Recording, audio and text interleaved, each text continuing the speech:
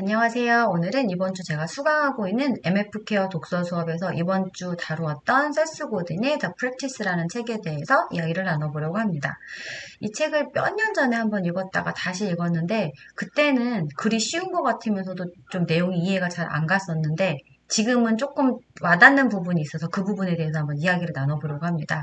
일단은 찔렸던 부분, 과거의 나를 좀 생각해봤던 부분이 있었는데 책에 마음을 편히 갖는 건 도움이 되지 않는다. 그리고 모든 일이 다 잘 될 거야 라는 거는 사실이 아니라 거짓말이라는 부분이 나오는데 과거 제가 한때 조금 심취해 있던 부분이 이 마음을 좀 편하게 갖고 싶었어요. 왜냐하면 불안감이라던가 그런 공포심 같은 게 마음에서 좀 많이 올라왔던 것 같고 또 때로는 그런 것들이 원인이 되는 건지 좀 분노도 좀 많이 올라와서 난 왜 이렇게 심장이 벌렁벌렁 뛰고 이렇게 두렵고 게다가 또 이렇게 화가 나고 머릿속은 시끄러울까. 그래서 이런 감정들을 좀 없애고 싶고 진정시키고 싶어서 노력을 많이 했는데 노력을 하면 할수록 머릿속은 더 시끄럽더라고요. 그래서 뭐 요가도 하는데 요가할 때 이렇게 쉬는 자세 같은 거 하면은 머릿속에 생각이 너무 많고 괴로워가지고 이런 생각을 없애기 위해서 자꾸 찾다 보니까 그런 키워드가 제 눈에 많이 들어왔고 그래서 저는 이제 마음 관련해서 마음 수련 뭐 이런 게 눈에 들어오더라고요. 그래서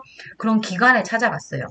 유료 기관이었고 생각보다 가격이 싸지도 않았습니다. 한 달을 수강을 했는데 처음에는 수업을 해주세요. 조금 이상하게 느껴지기도 했지만 그냥 들려주시는 말씀을 듣고 이론적인 부분을 이해한 상태에서 바닥에 앉아요. 그래서 벽에 이렇게 까만 동그라미가 그려져 있는데 거기에 제가 태어나는 순간부터 지금까지 있었던 일들을 다 하나하나 생각하면서 복귀하면서 블랙홀로 다 이렇게 빨려 들어간다고 생각을 하면서 그 생각을 하라고 하시더라고요. 그래서 처음에는 이게 뭐 하는 건가 싶었는데 그렇게 하는 과정에서 이제 의외로 속 시원하다라는 그런 느낌을 갖습니다. 감정이 복받쳐 올라오기도 하고. 그때는 잘 몰랐는데 지금 생각하면은 어떻게 보면은 제가 생각하지 않았던 과거에 있었던 일이라던가 감정 같은 거를 제 스스로가 조금 이해해주고 바라봐주니까 거기서 오는 그런 후련함이 있었던 것 같아요. 그래서 한 달 수강하고 그래도 계속하면 뭔가 좀 이상할 것 같아가지고 의심이 많아가지고 멈췄던 기억이 있는데 제 생각에는 아마도 그 심리 상담을 받는다거나 정신과 가가지고 우울증 같은 거 치료받을 때 제가 지인한테 듣기로는 선생님이 무슨 답을 주거나 그게 아니라 그냥 얘기를 들어주셨다고 해요. 근데 그 얘기를 들어주기만 했는데도 본인이 갑자기 뭔가 좀 속이 뻥 뚫리면서 펑펑 울고 문제가 좀 감정이 해결해진 거죠. 문제가 해결된 게 아니라. 감정이 해결하는 경험을 했다라고 하는데 제가 생각할 때는 그거랑 좀 비슷한 원리지 않았을까 싶은데 이렇게 감정이 조금 좀 해결이 된 것 같은 편안해진 상태에서 거기서 멈출 게 아니라 그 다음 단계로 저는 갔어야 된다고 생각을 해요. 이제 모든 이제 명상 같은 그런 수련에서도 마찬가지인데 감정을 조금 차분하게 한 상태에서 다가오는 문제라던가 해결해야 되는 문제를 이렇게 직시하고 해결을 할 때 감정에 이렇게 휘둘리지 않다 보니까 조금 더 현명하게 해결하고 수월하게 해결하는 그런 경험을 하게 될 텐데 저는 그걸 안 했던 것 같습니다. 마음이 편해지기를 바란다는 자체가 뭐예요? 마음이 불편하다는 거죠. 그럼 마음이 왜 불편한지를 갖다가 들여다보고 거기에 대한 문제점을 갖다가 찾고 그걸 해결하기 위해서 노력을 해야 되는데 이 과정이 빠졌던 거예요. 그러다 보니까 문제를 갖다가 직시하는 것도 좀 피했던 것 같고 직시하고 피하려고 하는 이유는 뭘까요, 여러분?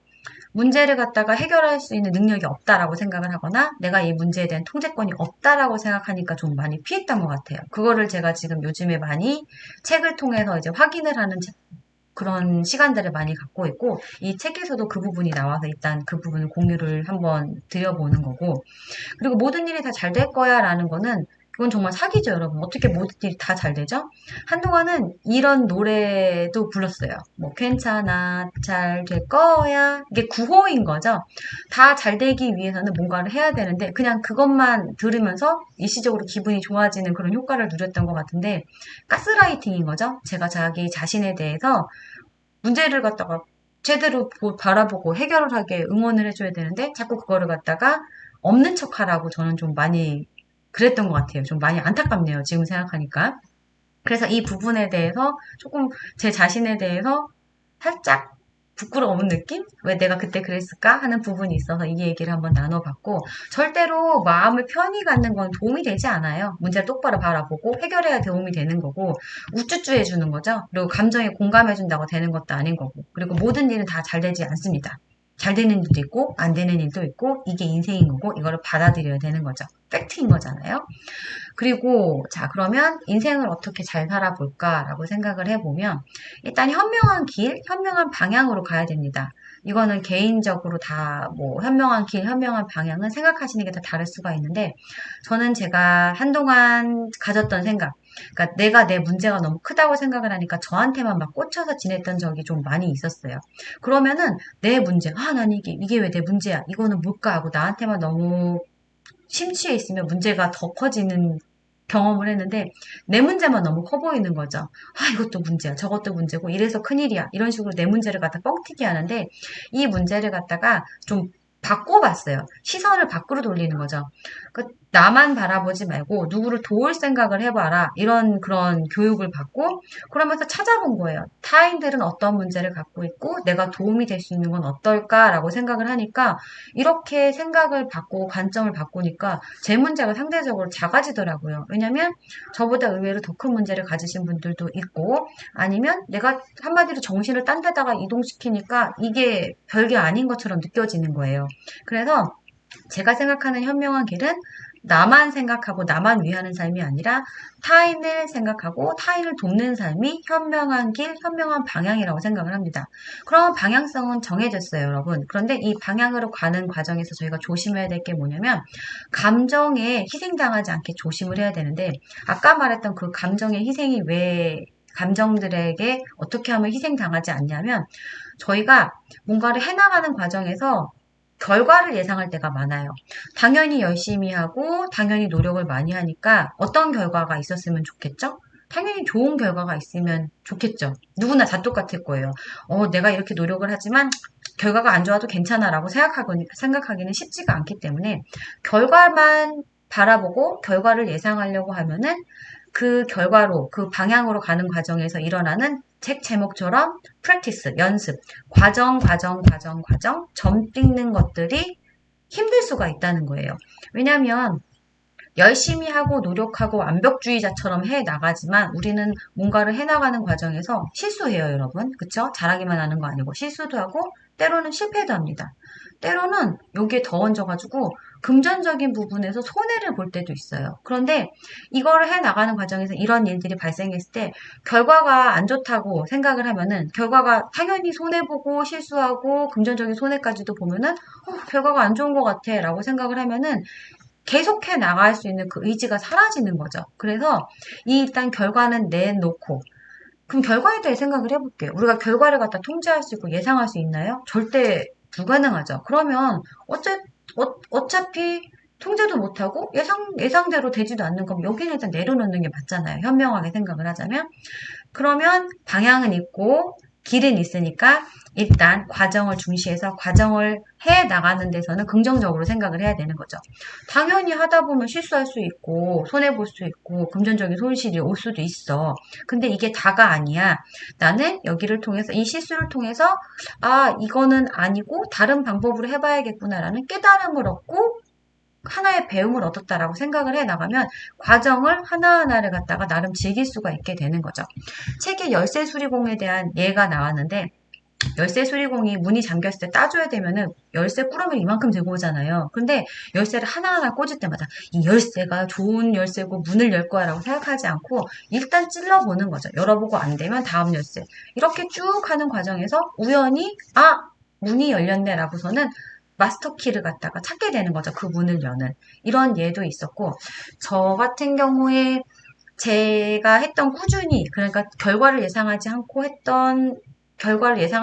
진행했던 것 중에 결과까지 나갔던 거 한번 예를 들어보면은 제가 40살 때 보디빌딩 대회에 3번 나가게 됐어요. 처음부터 3번 나가려고 했던 게 아니라 그 당시 운동을 굉장히 좋아했고 제가 운동 운동적인 부분에서 막 능력 있는 사람은 아닌데 열심히 하고 독한 거는 있어요. 그래서 열심히 운동을 하루에 한 2시간 정도 했는데 그러면서 이제 트레이너분들이라던가 그때 보디빌딩 대회에 참여하시는 분들을 보면서 호기심이 생기더라고요.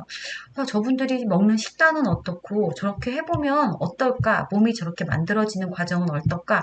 궁금해가지고서는 대회를 나가보기로 결정을 하고 시작을 해요. 막 큰 대회가 아니라 이제 작은 지역 대회부터 시작을 한 거겠죠. 처음에는 대회 하나만 나가려고, 왜냐면 그때 제가 사회생활을 다시 시작할 타이밍이었고 40살이라는 나이에 저한테 뭔가 특별한 그런 경험을 주고자 힘을 주고자 시작했던 그런 도전이었거든요. 시작을 하는데 대부분 그때 제가 듣기로는 뭐 짧게 하시더라고요. 그 하시는 분들은 너무 길게 가면 힘들기 때문에 2개월 뭐 이렇게 잡고 하시는 분들도 많은데 저는 계속 운동을 하던 사람이기 때문에 저는 제 몸에 무리가 많이 가는 건 원하지 않아서 4개월을 잡습니다. 그래서 어떻게 보면 긴 기간 동안에 그 식단을 계속 하고 체지방도 줄여야 되고 근육도 늘려야 되고 운동 시간은 3시간을 늘려서 꾸준히 합니다.